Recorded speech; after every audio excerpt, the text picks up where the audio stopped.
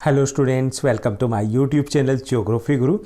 आज हम पढ़ने और समझने वाले हैं क्लास 8 हिंदी की वर्कशीट नंबर 13 यानी कार्यपत्रक संख्या 13 को। आज की हमारी वर्कशीट भी काफ़ी आसान रहने वाली है और इस वर्कशीट में हम जारी रखने वाला है हमारा चिट्ठी की दुनिया का अनूठा सफ़र। तो चलिए शुरुआत करते हैं।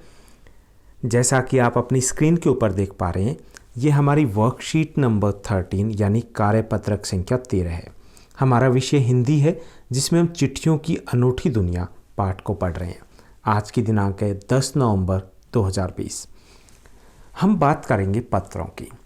पत्रों की दुनिया को अनूठा माना जाता है, साथ ही साथ इनको बेहद इम्पोर्टेंट भी माना जाता है, बहुत महत्वपूर्ण भी माना जाता है, क्योंकि ये जो पत्र होते हैं वास्तव में किसी दस्तावेज से कम नहीं होते। इसीलिए इनको सहेज कर रखा जाता है, संभाल कर रखा जाता है। बहुत सारी पुस्तकें भी लिखी गई है, जैसे कि पंत के 200 पत्र बचपन के नाम, निराला के पत्र हमको लिखियो है, या पत्रों के आईने में दयानंद सरस्वती। इस प्रकार की ही पुस्तकें हैं जो खूब लिखी गई, खूब प्रकाशित हुई और खूब पढ़ी गई है।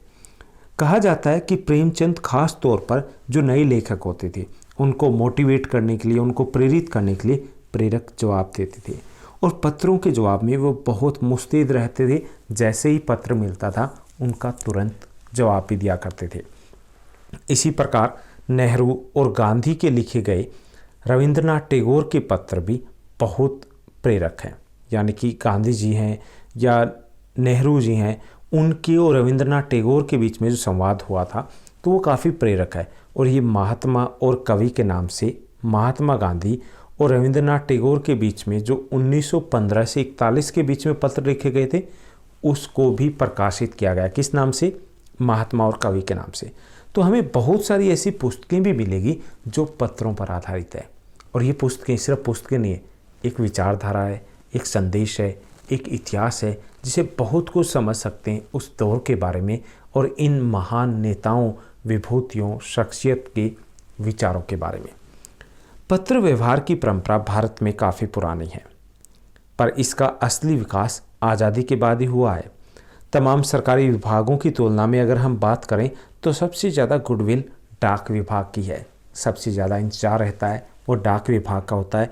सबसे बेहतर जिसको हम समझते हैं कि जो संदेश लेकर के आता है वो डाक विभाग ही है।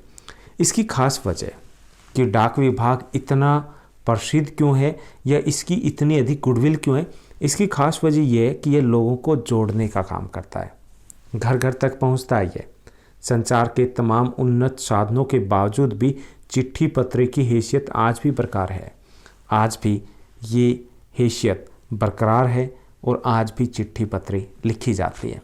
और शायद चिट्ठी पत्र लिखी जाती है वो खास को लिखी जाती है, और इसलिए ये ज़्यादा महत्वपूर्ण हो जाता है कि चिट्ठी पत्र जिसने भी लिखी होगी उससे हमारे संबंध और ज़्यादा मजबूत होंगे।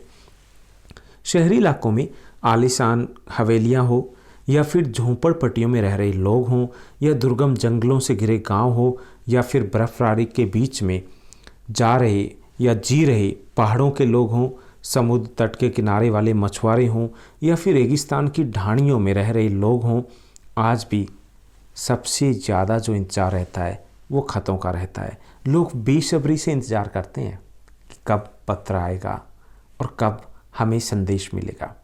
यही इंतज़ार, इसी प्रकार का इंतज़ार हमारे सैनिक भी करते हैं ताकि वो परिवार के बारे में जान सके, अपने विचारों को उनके साथ साझा कर सके।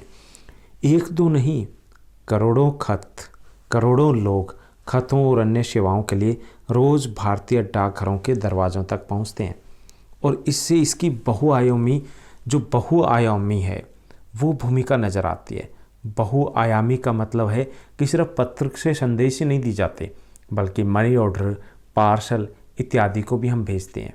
आपने भी देखा होगा घरों में कई बार हम त्योहारों पर जब गिफ्ट वगैरह भेजना होता है तब भी हम डाक विभाग की तरफ ही रुख करते हैं।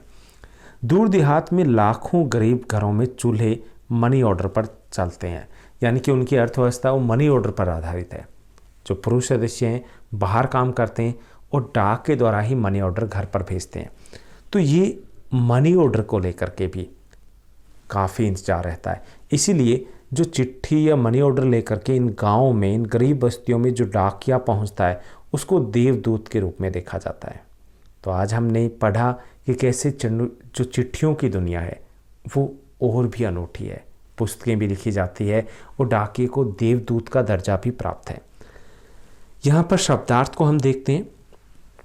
पहला शब्द दिया गया दस्तावेज, इसका मतलब होता है प्रमाण पत्र, प्रेरक प्रेरणा देने वाला, मुस्तैद तत्पर जो तैयार रहता है, संग्रह मतलब जमा करना, प्रकाशित मतलब पब्लिश करना छापना, तथ्य जो सच होता है यथार्थ होता है सत्य होता है, मनोदशा मतलब मन की दशा, लेखा जोखा होता है हिसाब किताब, गुडविल डाक विभाग, अनौपचारिक पत्र का विभाग जो होता है, यानी एक तो औपचारिक होते हैं अनौपचारिक होते हैं जिसमें हम अपने मन के भावों को लिखते हैं, उन्नत समृद्ध होता है, आलीशान मतलब शानदार, दुर्गम जहां पहुंचना काफ़ी कठिन हो, और ढाणियाँ होते हैं, जरूर नहीं कि वो कच्चे मकानों की बस्ती हो जैसा कि यहाँ पे दिया गया है, वो घर जो एक दूसरे से दूर होते हैं, खेतों में होते हैं, जिसको हम इंग्लिश में फार्म हाउस बोलते हैं। जो फार्म हाउस होते हैं उन्हीं फार्म हाउस को हम ढाणियाँ बोलते हैं। बेसब्री मतलब अधीरता से इंतजार करना। अब हम प्रश्नोत्तर की तरफ बढ़ते हैं। आज की इस वर्कशीट में 5 आसान से क्वेश्चन दिए गए। पहला जो क्वेश्चन दिया गया है कि इस गद्यांश में पत्र पर आधारित किन किन पुस्तकों का जिक्र किया गया।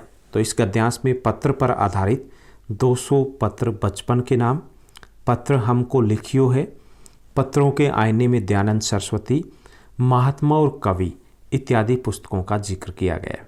दूसरा प्रश्न दिया गया महात्मा और कवि नाम से किन के बीच पत्राचार संग्रह के रूप में प्रकाशित हुआ, यानी किन के बीच में ये बातचीत हुई थी और ये कब हुआ था। तो महात्मा और कवि के नाम से प्रकाशित पत्राचार गांधी जी और रविंद्रनाथ टैगोर का पत्राचार था। यह पत्राचार 1915 से 1941 के बीच में हुआ था। तीसरा जो प्रश्न है कि डाकिये को देवदूत के रूप में क्यों देखा जाता है। मनी ऑर्डर पर आधारित अर्थव्यवस्था होती है गांव की, यानी चूल्हा चौका है वो मनी ऑर्डर पर निर्भर करता है। इसके कारण गांव और गरीब बस्तियों में चिट्ठी तथा मनी ऑर्डर पहुंचाने के कारण डाकिये को देवदूत के रूप में देखा जाता है। चौथा जो प्रश्न है लोगों को जोड़ने का काम कौन करता है और कैसे। डाक विभाग लोगों को जोड़ने का काम करता है। यह विभाग देश के एक कोने से दूसरे कोने, गांव से शहर तक लोगों के संदेश और मनी ऑर्डर इत्यादि को पहुंचाता है। पांचवा जो प्रश्न है गतिविधि है, किस पाठ के आधार पर और वर्तमान स्थिति के अनुसार लिखिए कि चिट्ठी या पत्र लोगों को जोड़ने का काम कैसे करते हैं। भारतीय डाकघर एक ऐसा विभाग है जिस पर लाखों लोग निर्भर करते हैं। डाकघर लोगों को एक दूसरे से जोड़ने का काम करता है। किसी को संदेश भेजना हो, पार्सल करना हो, मनी ऑर्डर करना हो, तो यह सभी काम डाकघर के माध्यम से हर रोज किया जाता है। डाकिया उसे सही जगह पर पहुंचाकर लोगों के मन को संतोष देता है। यानी आज भी वही स्थिति है जो प्राचीन समय में थी। आज भी डाक विभाग लोगों को जोड़ने का काम करता है। तो ये थी हमारी आज की वर्कशीट, काफ़ी आसान रही, जिसके द्वारा हमने चिट्ठियों की अनूठी दुनिया को थोड़ा और जानने की कोशिश की। आपकी क्लास की सभी वर्कशीट इसी चैनल के ऊपर एक दिन पहले पब्लिश कर दी जाती है। उम्मीद करता हूँ आप हमारे साथ बने रहोगे। इस चैनल को लाइक शेयर सब्सक्राइब ज़रूर कीजिएगा और हाँ एक छोटा सा कमेंट भी कीजिएगा। Thank you, bye bye, have a nice day.